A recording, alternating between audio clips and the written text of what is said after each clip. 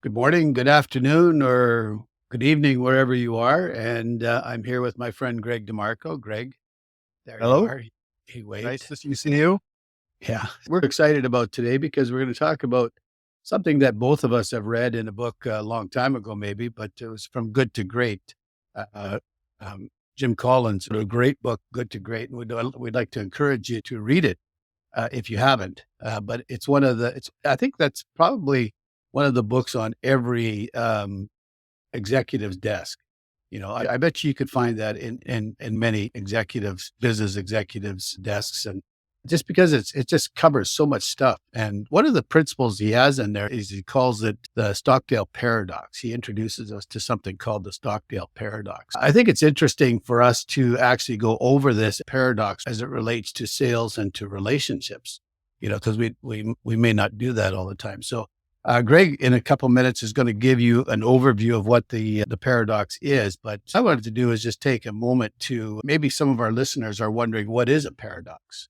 Not a paradox, but it's a paradox, right? Uh, Oh, um, very clever. Very clever. I can't take credit for that. I remember hearing it from somebody else. I don't remember who I heard it from, but it's not, like I said, it's not a paradox, it's a paradox.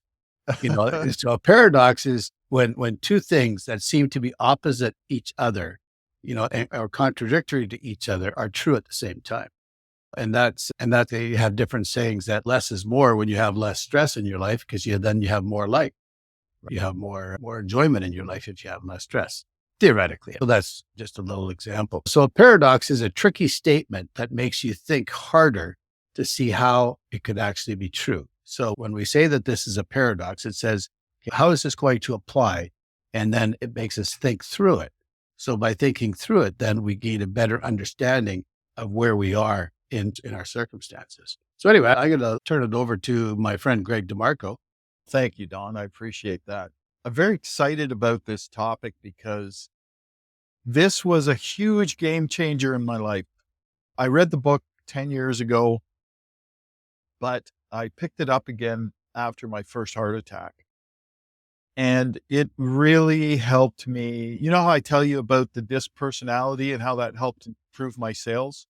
Understanding this paradox, this Stockdale paradox, improved my life, which improved my sales significantly. And Stockdale it was popular. The Stockdale paradox was popularized by Jim Collins in his book, Good to Great, as you mentioned. And Stockdale, after Vietnam, was an admiral, and his name's James Stockdale. And he was a prisoner of war in Vietnam for over 7 years. And basically, it emphasizes the balance between, I guess you can say, optimism and realism in facing challenges that we have. Now, he survived his ordeal by maintaining unwavering faith that he would ultimately prevail while confronting the brutal realities of a situation. And therein lies really the paradox, because how does somebody who's being tortured daily, who had to beat himself and disfigure himself so that the Vietnamese weren't going to use him for propaganda purposes, because they couldn't very well put somebody who looked like they'd just been beaten on a propaganda video. So how do you characterize that when you're being tortured daily?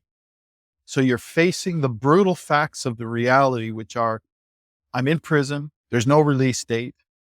It's been years since I've been in here, but I have faith that I'm going to make it through. And that's the paradox, right?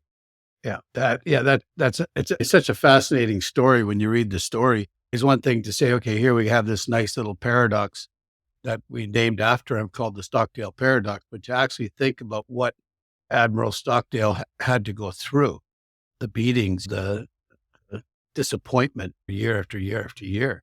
And one of the things I remember about reading that book, he talks about how there was the optimists. We always say you have to be optimistic, but the optimists, he said, they were the ones that survived the least amount of time because they kept on hoping. Their optimism was based on hope. And there's a difference between hope and faith. I think faith is knowing that something is going to happen, and hope is just wishing that maybe hope isn't the right word there. Maybe I would say wishing So the optimists would wish that they would be out of there in a longer period of time. So by his having this unwavering faith, but still facing the brutal facts of his imprisonment, he was able to survive because he took action. He took the appropriate actions to survive. I think the major point here to understand it, and I'll be honest with you, when I first read this 10 years ago, I thought, what an interesting story, and I'll never forget it. But I didn't truly understand what it meant. I just didn't get it.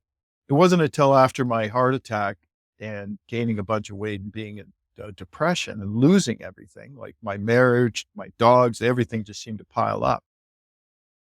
It wasn't until then I started reading that book again. I went to that and I tried to fully understand what that meant. And it's a commitment to yourself, because people generally do not want to think about the brutal facts of their reality. They just don't want to, and it's difficult. And the point is simply put, you can't get to where you want to be if you don't face the ugly truth about the brutal facts of a reality, whether they're good or bad. Reality is you have to face them, or else you'll just live in denial and it'll haunt you the rest of your life. And so what this main point is, like he was saying, I'll just read something to you really briefly and quickly here. He says, the optimists, they were the ones who said, we're going to be out by Christmas, and Christmas would come and Christmas would go. Then they'd say, we're going to be out by Easter, and Easter would come and Easter would go. And then Thanksgiving, and then Christmas again. And they all died of a broken heart.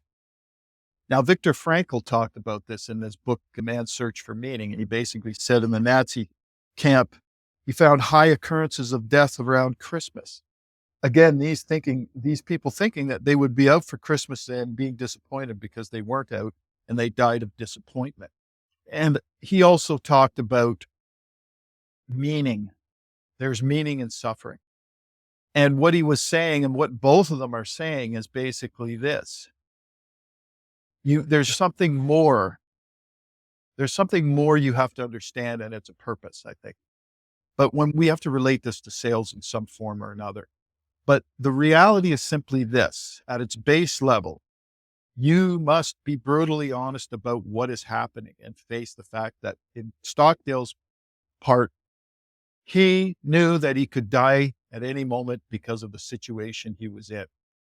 He just didn't waver on the faith that he would get through it. I'm not talking about faith in God, although I'm sure that had a lot to play with it. But it was faith in himself that he would overcome these obstacles, and it would become the defining event of his life. And that's what happened. That reminds me of a quote from a movie. Let me just find it here. The movie was Exotic Marigold Hotel. It's one of my favorite movies. And but the manager of this best exotic marigold hotel, and set in India. And this hotel, if you haven't seen it, this hotel is just run down and stuff. But anyway, it's a great movie. Look it up, go watch it. But he says, everything will be all right in the end. And if it's not all right, it is not yet the end. And I think I like that quote, because sometimes we give up too soon when we're doing something. And I was thinking about realtors when they're starting their business, because lots of times they start and they struggle. And we would look at a new realtor and you think, okay, this guy has the personality, he should be very successful. And then sometimes they're not. And you say, okay, what's the difference? And then you look, why did this person succeed in business, or this person succeed in sales and the other people don't? And I think there's a lot to do with this, with the Stockdale Paradox, because the people that succeed look and they see the brutal facts. Okay, the brutal facts are they're starting in a new business and they have to generate income. And in real estate, you're not getting paid. In some sales, you can sell a little bit and still get paid, right? In real estate, it's either feast or famine, because you're not going to sell a house every day. Maybe somebody like Ryan Ciron, the guy in New York, sells a house a day, but most people I know are selling one house a month, or maybe a couple houses a month. And you got to work really hard to get that. But what happens is keeping score, like people in sales keep score. So you say, okay, every day you go do something. If you're keeping score by how many houses you sell every day, it can be discouraging. So you have to look at it and say, okay, what are my brutal facts? And then take massive action. So what are the actions you're going to take? So we try to help these guys. We try to help these people, guys and gals. And you try to help them and you say, okay, here, what are you doing to generate your business? So those are the facts. Where are you today? What are you doing today to generate business? And what are you going to change? Because then you look and say, okay, here, you have to do something different. If you keep doing the same thing every day and you're not getting better results, then you have to look and say, okay, I have to change what I'm doing. Those are the facts, right? And if you decide not to change, you're just optimistic that things are going to get better. It just doesn't work. You have to change something and implement that change in order for something to get better. You have to strike a balance, and there's a such thing as excessive optimism, and there's such a thing as excessive realism. And the problem is if you're excessively optimistic, then you downplay obstacles and risks. And if you're excessively realistic, then you probably are too cautious and too pessimistic. So you have to strike a balance, and it's short-term optimism versus long-term faith. That's the difference, I think. It's so short-term optimism is basically you're looking at, that's more of a motivating factor because you see opportunities and you're more in the moment. You're focused on the moment, getting the tasks done to get to where this is what you were talking about. What are you doing now to get what you need later? And then the long-term part of it, the faith, is basically saying in sales, for example, it's much more deeper. It's enduring belief in the ultimate success and in the viability of your sales and what you can do with them. And I think that's the difference between someone who's mediocre and someone who's a sales professional who gets it done. Yeah. We go back to our friend John Maxwell too, where he talks about the law. He gives the story of chopping down the tree, right? If you sharpen your axe and you go out every day, you take one swing, you have to have faith that eventually that tree is going to fall down. But if you keep doing that, and if you didn't know that the tree was going to fall down, it could be discouraging. If you just willed it, say, okay, I'm going to take 3 swings and believe that tree is going to fall down, it's not going to fall down. Right. Yeah. So, you can believe all you want. There's certain laws, that take precedence. But, so how important is the law of paradox in building relationships then? It's very important. Relationship building is just paramount to your sales. It's being honest about what we can and can't deliver. In sales relationships and we're establishing trust and credibility, and we're being realistic about our capabilities to promise something to your potential client. Trust and credibility are huge, right? Yeah, I think along those lines of trust and credibility, you have, I'm going to use my frame of reference, which is real estate. And when you're a realtor and you go out and somebody wants to sell their house, and oftentimes people want more for their house than their neighbor got. Why? Because it's their house, right? They have all these good memories of raising their family or whatever in their house. Maybe they put something new in or painted the walls or did something else. But quite often they believe that their house should sell for more. And they're optimistic. Let's say they're optimistic about their house selling for more. So in discussing your pricing strategy with your client, if you don't go over what the reality is, they can be overly optimistic and then be very disappointed when their house doesn't sell because they're not realistic about their price, what price they're asking. I think when you're talking about the Stockdale Paradox, there's a paradox there where you can be optimistic that their house is going to sell. And in a good market, it'll sell. But when the market changes like it has, you have to say, okay, how important is my pricing strategy? Because that's where the reality is. We're in a marketplace that the market supply and demand determines what the price should be. Yeah. I think that's an important point you just made. But I think when we're sitting there and what I think it really boils down to? Expectations. And how are we laying out the expectations for our clients? Because if we miss that and we build something for them that's not going to happen or has the potential to not happen, and it fails, you're going to look miserable and they aren't going to be happy.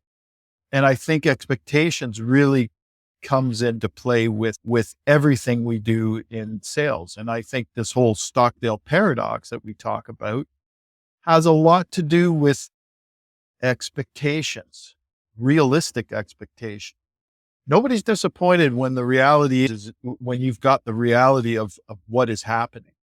I mean, if you want to sit there and inflate the expectations to something because you just want to close a deal, wait till it fails and see what happens. Yeah. Yeah. I remember we had one new realtor. They happened to join the real estate business when things were escalating. Prices were going up like crazy. And so they told the people what they wanted to hear, that they could get this much money for their house.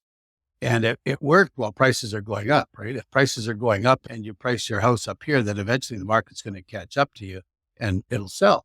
So she did quite well in the first year. But then after that incline like that, then you start having a flat or decline, like things going down. So if the market is here and things are going down here, in order to sell it, you have to be under here. But she was never able to face that reality. So after her first year, which basically was probably her best year, every other year after that, she was never able to get that idea, face that reality of what the prices were on the houses. And she struggled. She struggled quite a bit trying to get things. So I think there's that recognizing that we owe a duty to our clients to, especially when you're dealing with life and death or big ticket items. Your housing is important to people. It's their most significant, in most cases, it's their most significant investment that they have is their personal house. So when you're dealing with that, you have to recognize that you need to deal with the reality of what is their situation, and still maintain the faith that you're going to be able to get the job done. So ultimately get down to what is their ultimate objective. So if their ultimate objective is to test the market and see if they can get this much money because they think the market's good, then you might want to question whether or not you want to actually take that listing, because you're just going to be spinning your wheels. But if their ultimate objective is that they really need to move, they have a reason to move, they have a desire to move, then you say, okay, that's your reality. And here's the reality about the marketplace. And then let's have faith that when we implement this plan, which is designed to accomplish the goal of selling the property, then that's going to take place and you're going to move within the required amount of time. But that's building trust and having your clients have confidence in who you are and what you're doing. So there's a lot of factors that play into this. And in the end, I think it is about having faith in yourself and your abilities, but that doesn't come without hard work. Oh. You have to build up the confidence in yourself that you know where this thing's laying out. But you have to always face, like I wrote something here after my first heart attack, and I found it this morning when I was looking through trying to find notes that I made back then. And I said in a note here, which is interesting, and you can relate this to sales, what you were just talking about. I wrote down, this paradox, in my opinion, irons out a lot of other experts' voices on motivation and mindset. Others only focus on positivity without any acceptance or acknowledgement of brutal realities like the possibility of failure and what you're going to do. And I think that's really important, because that's what Viktor Frankl and Stockdale talk about, is the being overly positive about something that without understanding the situation you're in. Like, what happens if there is failure? Not that you want to, positivity is good, but without that brutal reality, and then this is where expectations go awry, things start to fall to pieces, and that's when life starts to get into trouble, in my opinion. But I thought that was an interesting note I made, and that was just after my heart attack. Yeah. Now, and I'm not saying that we should always be thinking about, okay, the failure and the suffering and the pain. I'm not saying that. I'm saying it's a mindset. This is, it's a Stockdale is a mindset. It's just a mindset that says, hey, this is what's happening. This is exactly what's happened. I understand the reality, but I'm going to get through this. I'm going to work this problem through to see it to its end, but I'm going to make it through one way or another. This is going to happen. Yeah, that's interesting that you had that epiphany or idea after a heart attack, because that was your brutal reality at the time, right?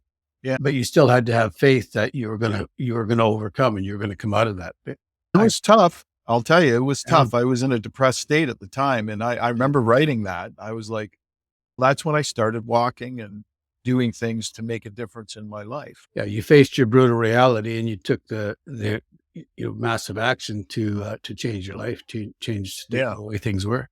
Yeah, I think that sometimes you can apply it to a lot of different things. And sometimes I remember a guy that he was given a diagnosis of cancer, and his mother was a doctor, and he basically quit everything, just said, I'm going to die. And I don't know I don't recall exactly, but it just seemed to me that his reality, he let his brutal facts destroy his faith that things were going to be okay. The brutal fact of cancer is a terrible, brutal fact. And lots of times it wins, and we don't like it when it wins. But I wonder if we can apply it, like you took the principle or the paradox and applied it to your circumstances. But what if is it always going to be okay when you get a diagnosis like that? Or what is your brutal reality? How do you deal with some of those things? Those are tough questions, and way tougher questions than we can deal with in our half an hour or whatever this talk is going to be. But you know what? I think it is an opportunity. I think it's an opportunity to grow. I think you start to understand when you get into certain circumstances in your life, let's say the facing cancer or heart attack or whatever it is. I think it's a faith in a higher power to get you through it. Whatever that faith is, I don't know. I can't tell you what somebody else's faith is, but I think you start to appreciate the friendships and the relationships you've had and the people that you can count on. I think it's about support. I think it's about a lot of different things, but I think you get to a point. I don't know. For me, it was just that. It's understanding what's going on here and how am I going to get through it? And that's what was going through my head at the time. It's an awareness that you come to, that you realize that you're in. And if you face that awareness, that brutal fact that Stockdale was talking about, it's easier. And I know it's scary for a lot of people, and that's what they ignore because they don't want to face it. And what happens is it just chews them up inside slowly the rest of their life until they change it, until they face that fact. Yeah. I think going back to this person that I knew who had this cancer diagnosis, I don't know them well enough to know what choices they made.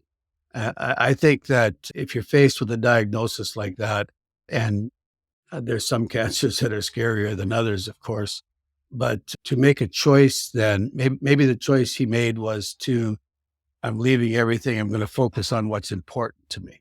So then you focus every day on what's important. Your family, your kids, your friends, focus on what's important. There's different ways I think that you could go there. Those are all philosophical types of questions that can be deep, and everybody's going to have a different answer and have a different opinion. I would definitely not want to judge anybody on what they're going to do, but just to be aware of the paradox, the principle of the Stockdale Paradox, and how that can change and impact our life when we realize that having faith that things will turn out, but still facing the brutal facts and being prepared for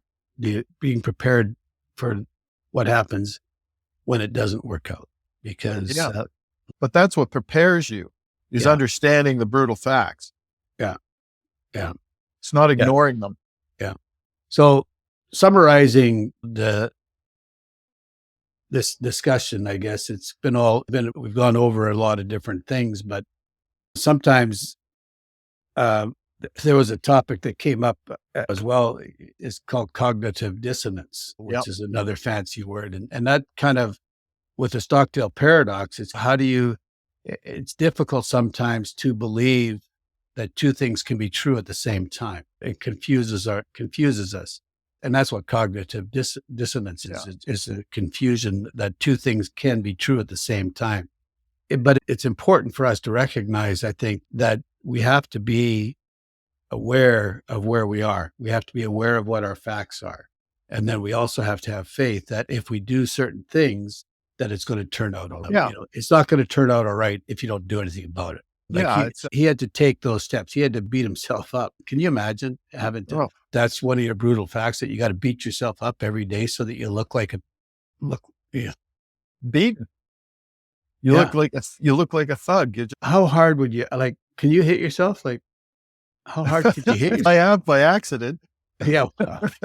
Or would you knock your head against the wall? Man, I tell you, just think about it. You just can't imagine it. But the Stockdale Paradox is a mindset. I think that's the one thing we got to remember, is that the Stockdale Paradox is a mindset, and that we have to have faith that things are going to turn around when we have faced our brutal facts, not optimistically, but faced our brutal facts and have set in place a plan that'll take us through, and be realistic about it. Yeah. Yeah. I think that's good. It's a mindset, right? Yeah.